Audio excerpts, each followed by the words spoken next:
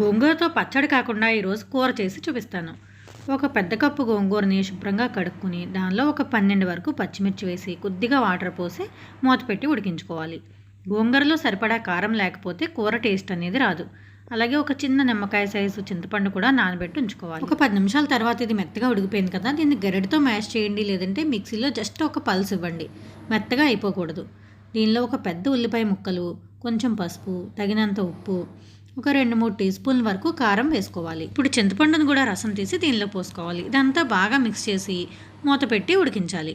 ఈలోపు మనం తాలింపుకి రెడీ చేసుకుందాం. ఒక ప్యాన్లో కొద్దిగా ఆయిల్ వేసుకుని ఆవాలు, జీలకర్ర, శనగపప్పు, మినపప్పు వేగిన తర్వాత ఒక వెల్లుల్లిపాయ మొత్తం ఒలిచి వేసుకోవాలి. అలాగే ఎండుమిర్చి, కరివేపాకు కూడా వేసి బాగా వేగనివ్వాలి. ఇష్టపడే వాళ్ళు ఎండు రొయ్యల్ని బాగా కడుక్కుని ఈ తాలింపులోనే వేసి బాగా వేగనిచ్చి చివరిగా ఉడికిన గోంగూర యాడ్ చేసుకోవాలి. ఎండు రొయ్యలు ఇష్టం లేకపోతే వేయించిన నువ్వుల పొడి కానీ పల్లి పొడి కానీ కలుపుకోవచ్చు.